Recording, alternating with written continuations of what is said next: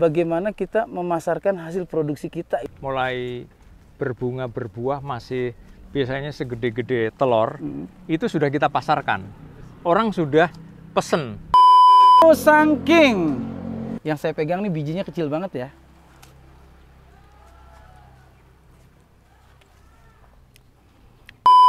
Bikinnya ini dari daging segar tuna. Lu harus manggil gua Abang Narji, Juragan Lahar.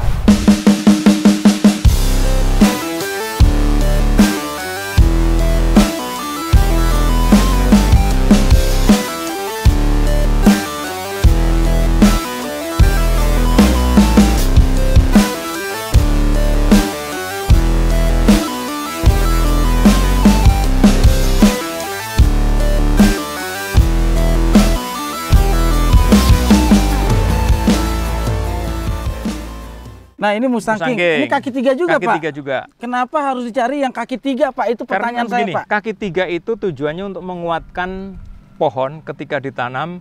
Karena banyak daerah-daerah kita anginnya besar. Dengan kaki 3 maka diharapkan ini akan memperkuat batang sehingga tidak roboh atau patah karena angin. Ini berapa kedalamannya Mas? Berapa senti? Ya, cukup segitu udah bagus. Ini kalau nyangkul gini saya bayarannya per senti Pak. Kebun kami ini biarpun kecil gitu, tapi kalau nggak dibilang salah satu terbaik, kebun ini adalah kebun yang terbaik untuk durian. Kita akan melihat bagaimana memupuk organik. Ayo. Wah lengkap di sini ya. Pulang dari sini banyak ilmu tentang pertanian. Ada jambu juga di sini. Udah berbuah tuh duriannya. Ini baru tumbuh pertama Pak? Oh ya, buah pertama. Ini sebagian udah dipanen. Ini yang sudah menghasilkan kira-kira berapa, Ben? Ini 40, Pak. 40 butir. Buah pertama 40. Ini yang paling produktif. Nah, sekarang kan gini, Pak. Kalau orang kan berpikir mungkin cara menanam udah bisa browsing. Banyak juga cara-cara menanam lewat informasi-informasi dari teman. Yang paling penting itu sekarang adalah bagaimana kita memasarkan hasil produksi kita itu, Pak. Ya. Itu yang paling penting ya. sebenarnya. Jadi kalau pemasaran hingga sekarang boleh dikatakan bukan hal yang sulit karena begitu kita mulai berbunga berbuah masih biasanya segede-gede telur, itu sudah kita pasarkan. Orang sudah pesen dan pesen kemudian dia pasang nama dia, stiker setelah duitnya masuk. Jadi sampai sekarang ini antrian ini masih panjang banget gitu dan kita belum bisa melayani karena buahnya masih terbatas. Nah ini sebenarnya motivasi buat lo ya kaum milenial untuk pemasaran gak usah bingung. Kalau yang namanya duren itu baru masih pentil aja kata orang Betawi, masih pentil itu udah ada yang bayarin. Dan nanti harganya itu tergantung beratnya sampai gede nanti Pak. Iya. Itu diikat juga Pak biar nggak jatuh. Diikat biar nggak jatuh. Gitu. Jadi jangan sampai jatuh kemudian kalau dia terlampau matang bisa pecah kulitnya. Nah kalau pecah kulit berarti dia akan cepat terpapar penyakit kan, apa namanya itu? Ya Pak, satu lagi nih Pak, yang saya bingung begitu mulai dari pentil sampai dengan bisa siap dipanen itu melihat ukuran atau melihat umur? Kalau nanti pada waktunya dia bisa dipanen itu biasanya kita pakai tangan gitu bunyi kruk-kruk, kalau orang sini bilang kalau udah ngeruk. Itu boleh. Iya. Tetapi kalau duren Musang King atau dur hitam, kita biarkan sampai dia jatuh sendiri, gelantung. Karena duren jatuhan itu lebih enak rasanya. Nah, kita Pak. itu. Matang puun. Matang puun. Karena gini ya, kita kadang-kadang suka terjebak di tukang duren. Dia beli buah yang benar-benar kualitasnya bagus itu cuma satu. Yang lainnya itu kadang-kadang duren oplosan, itu dibelah, itu aromanya itu yang bagus tadi dibelah, dipeper-peperin gitu, dioles-oles ke duren-duren yang mentah. Jadi pas kita nyium, wah baunya udah harum banget. Pas kita buka dalamnya masih mentah. Masih mentah. Kita lihat yang di sana. Ini tinggi berapa Pak? Udah berbuah? Kira-kira sekarang 5 meter ya. Kurang lebih 5-6 meter lah. 5-6 meter udah menghasilkan. Kemarin panen berapa Pak? 40 butir. Nah, sampai berapa harganya Pak kemarin? Harganya yang terakhir itu dijual di sini 450.000 per kilo. Per kilo dikali 40. 40 kali 2 kilo rata-rata 80 kilo kira-kira. Itulah kalau lo bisa punya lahan kecil aja 2,5 tahun diproses dengan baik, dirawat dengan baik, bisa menghasilkan tahunan Pak, bahkan 6 bulan sekali Pak. Sebetulnya hitungan kami itu 2 tahun bisa 3 kali berbuah. Ini tadi yang Kanyo, unggulan nomor 1-nya Thailand. Ya, ini juga sama, kira-kira usia 4 tahun pohon ini. Ini ada dua jenis durian. Yang putih ke bawah, ini adalah durian montong. Yang garis putih ke atas, itu Kanyao. Itu cara ngawinin gimana Pak, ditumpuk gitu Pak? Okulasi biasa aja. Okulasi biasa. Jadi kalau mau nanti Bang Narji mau belajar, di sini nggak nyampe sehari udah pinter. Oh, bisa ya. praktek nanti. Ini abang-abangan gue, dan gue bisa lu lihat ya. Satu pohon ini 2 jenis durian. Durian Kanyo dengan durian montong. Itu rasanya beda. Beda. Meskipun satu pohon. Sumber tanah yang montong juga montong. Yang Kanyo ya dia Kanyo, nggak ada rasa montongnya. Belajar saya mau bikin nanti ngawinin 4 pohon durian Pak. Ya boleh. Oleh agama boleh 4 ya? Boleh 4 Pak. Boleh 4. Cuma saya belum berani aja. Ya Pak. Oke, sekarang satu lagi. Ini adalah durian lebih mahal dari Musangking. Ini lebih mahal dari Musangking. Ini namanya durian musang berbulu domba kali Pak. Ini namanya durian duri hitam. Durian duri hitam yang tadi ujungnya tadi tuh Pak ya. Ya. Udah jatuh nih. Woi. Berarti udah siap dimakan dong. Udah. Oke guys, kita cium dulu aromanya guys. Wah, ini biar kate kecil kayak gue nih, kecil tua, udah siap untuk dilahap. Ya, siap. Ini oke, bisa. Ini Bang Narji mau buka atau taksiran berapa kilo nih Pak? Setengah kilo ya? Paling-paling sekilo itu. Sekilo ya. Ini durian duri hitam. Duri hitam. Ya. Ini salah satu durian terbaik dengan harga juga terbaik. Kalau ini lebih mahal Pak, harganya daripada Musangking. Lebih mahal daripada Musangking. Ini sekilo sampai? Sekilo dijual di sini 500.000 kira-kira. Sekilo 500.000. Jual 10 kilo udah 5 juta. 100 kilo udah 50 juta.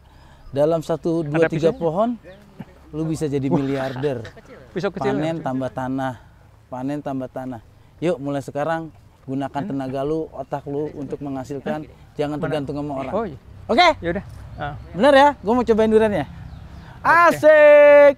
Pak, itu juga udah jatuh juga Pak? Ada lagi. Ya ini Musangking. Musangking, kita buka Musangking sini. Kayaknya pulang istri udah nunggu di rumah nih Pak. Dia juga orangnya maniak durian Pak. Ini Musangking. Ini Musangking. Ada tandanya begini kalau Musangking. Cirinya Pak? Ada star line-nya di sini. Ada garis bintangnya tuh, lihat. Ini kan ada garis tuh. Iya kan? Di close up ya. Close up ya. Ini ciri khas kalau mau tahu durian Musangking itu ada seperti makhluk garis bintang. Apa gurita. Coba dikupas Mas. Ini benar-benar matang di pohon ya. Matang pohon. Makan durian. Pak, yang ini bedanya nih Pak. Kalau yang ini kan duri hitam. Bentuknya emang begini Pak ya, ini duri hitam. Ya, ini aja nih. Nanti yang gede biar kebagian semua, yang kecil nanti. Nanti boleh dibawa pulang. Waduh, ini biar unboxing nih. Aduh. Coba lihat dulu, kita di tanah aja Mas. Kok langsung empuk ya? Iya. Dari pohon itu langsung empuk gini. Ya, shoot. Wow. Langsung dari pohonnya, langsung dari kebunnya, langsung dari penanamnya. Bijinya hampir nggak ada. Bismillahirrohmanirrohim. Yang saya pegang nih bijinya kecil banget ya.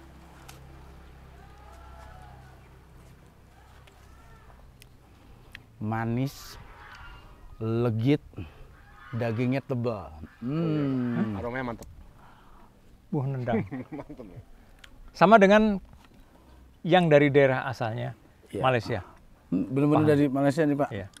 Ada enaknya nggak Om? Enak. Apa? Ada rasa enak nggak? Enak nggak? Nggak terlalu mahte gitu. Ya. Kalau nggak enak Pak. Ini rasanya di lidah juga nggak ninggalin bekas yang kadang-kadang kita habis makan durian itu kan mau makan apa-apa masih nggak enak di langit-langit mulut. Ya itu enak. Enak. Ya jadi ini bedanya dengan yang di tempat asalnya. Di sini kita makan durian Musangking bisa banyak. Selama kantong masih ada ya. Kalau nggak ada kantong jangan maksa. Berarti ini saya udah habis berarti nih hampir 100.000. Pak, ini 1 biji Pak. Oh iya. Maaf nih Pak, saya mau pecah. Saya pikir ini misah Pak. Nggak taunya ini jadi 1 Pak. Bukannya saya maruk ya Pak, kayak mau pecah tuh, nggak tahu ini satu biji, satu bijinya segini gedenya. Maaf Pak, agak jorok Pak. Biar pada pengen. Enak banget. Musim hujan ya biasa. Ngomong-ngomong musim hujan, Rasa.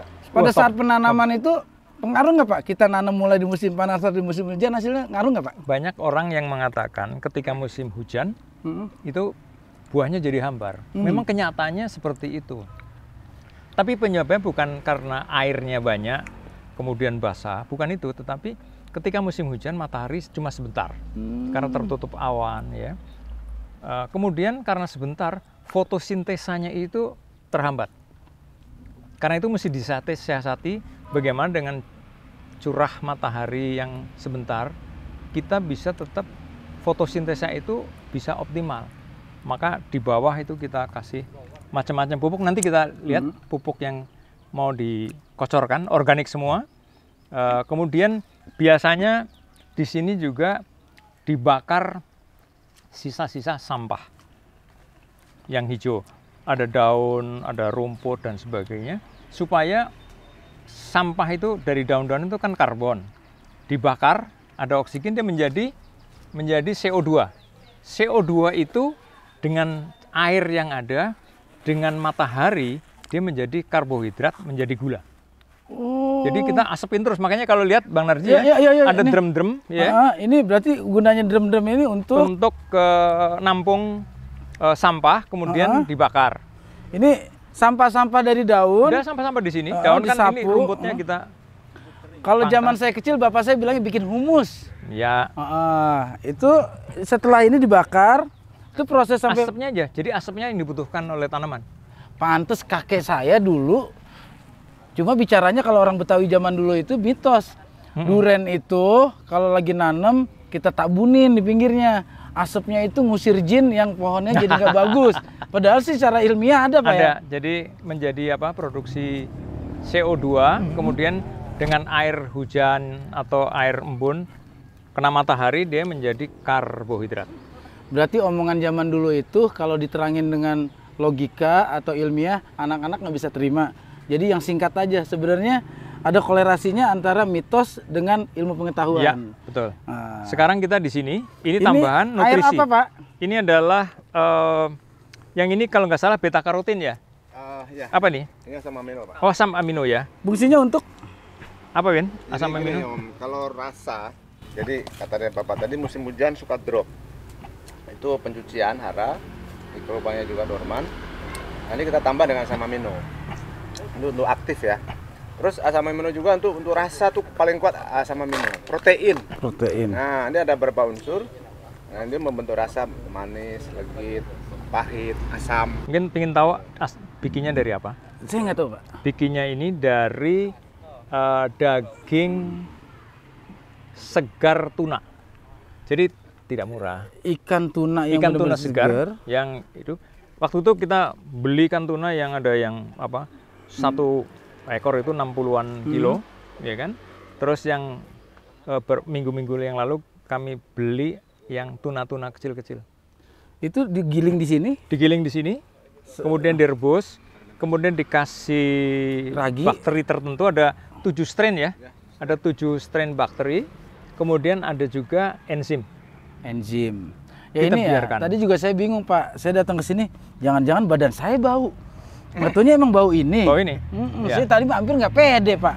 Protein. Ini Protein, bau protein. Cara nyiramnya sekarang? Cara nyiramnya. Langsung aja, Om. Oh ya, ini dari tuna segar dikasih beberapa bakteri. Nih, di close up di sini dilihat nih. Tuh bisa dilihat. Ini kalau orang mancing ini yang dibilang esen ini. Langsung ada lubang di situ kan? Ini ngaruh kerasa ya. Kalau ini udah kerasa. Berarti di saat durian mulai berbuah baru bisa dikasih asam amino. Saat mulai pentil. Saat mulai pentil dikasih ini. Nah, mulai terus ya sebulan sekali kita kasih. Karena kan dari mulai pentil sampai dia panen itu kurang lebih usia 100 hari. 100 hari baru bisa dipetik buahnya. Dari mulai bunga muncul sampai dia panen kalau Bogor itu 100 45 hari. 145 Tapi kalau hari. di cuaca panas harus 35. Kayak misalnya Ciputat, itu Iya. lebih cepat. Bisa lebih cepat. Buahnya? Iya. Yes, kita tanam di daerah Pamulang. Ya. Seperti Oke. ini nih. Terus yang kedua pupuk apa, Sum? VOC. Ini pupuk buatan Belanda ya, POC ya. Di tahun Iya. 1600-an. Beta karotin, Nafil. Beta karotin. Itu. Ini bedanya apa lagi? Kalau ini kan dari tuna segar. Yang satu beta karotin itu dibuat dari air kelapa. Yang Air kita kelapa. campur dengan mikroba tertentu, kemudian ada enzim tertentu sehingga terjadi proses seperti fermentasi lah. Saya sih gue makin yakin ya, kalau gue tuh makin yakin kalau emang ini perkebunan terbaik yang ada di Indonesia. Karena meskipun lahannya tidak seperti lahan sawit, lahan kopi, hanya sekitar 7.000 meter, tapi hasil produksinya itu satu pohon bisa menghasilkan sekitar 20 jutaan dong Pak ya, sekali panen. Ini kan kira-kira ada kemarin 18-an butir. 82. Sudah mulai jatuh, jadi kemarin ada 25. Ya, 25 ya. Ya. 25 ini rata-rata 2 kiloan. 2 Ya, kiloan, 2 kilo, 3 kilo. 5 kilo berarti. Ini 500.000 1 kilo. 1 kilo 500 Jadi 1 jutaan itu. Ini berarti 1 juta lah satu butir itu kira-kira. satu butir itu sekitar 1 juta. Saya pengen ngerasain Pak, durian yang rasanya 1 juta kayak apa sih Pak? Jatuh. nunggu jatuhan Iya, lagi iya. nanti ya. Orak-orak biar jatuh. Waduh, saya dapat ilmu banyak banget di sini Pak ya. Ini Blacktron kalau di Malaysia. Blacktron. Berarti kalau kita ngejualnya aja dari penanam itu 500.000, 1 juta Udah langsung impas balik modal. balik modal. Balik ya. modal. Jadi Makanya teman-teman semua jangan ragu-ragu nanam durian, tapi mulai seperti tadi, pilih bibit yang bagus, rawat yang bagus, kemudian ya kita cintai durian. Kita ajak ngomong lah, sering-sering gitu kan. saya juga sering Pak ngobrol sama pohon Pak. Alhamdulillah Pak, 2 tahun saya di Rukiah. Untung nggak dipasung ya. Oke Pak, ada pesan Oke. nggak Pak buat para petani Oke. yang mungkin ini buat motivasi para petani atau juga petani pemula dan milenial nih Pak? Oke, sahabat kebun, saya ingin sampaikan bahwa berkebun itu gampang. Ya, nggak perlu keterampilan yang rumit-rumit, ya kan? Tapi memang harus pilihlah komoditas yang bagus sehingga biaya perawatan itu bisa ditutup oleh hasilnya. Ya, kemudian belajar dari berbagai macam unggahan di media sosial itu cukup banyak. Nah, tinggal nanti pilih saja kanal mana yang paling bagus, yang memang punya landasan praktek. Jadi nggak sekedar cerita-cerita biasa, tapi memang ada praktek, ada kebunnya, ada hasilnya, ya kemudian bisa menjualnya. Dan kalian pasti bisa. Oke, itu udah pasti bisa ya. Oke. Bang Narji, nanti kita saling saling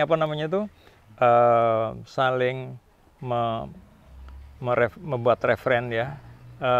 Di sini saya baru mulai masuk ke kanal saya sendiri, namanya kanal Ayo Panen. Ya, jadi kalau berkebun itu nggak sekedar Ayo menanam. ngabisin waktu dan tenaga duit, tetapi ada ujungnya itu panen. Panen itu panen duit, bukan panen hanya sekedar buah.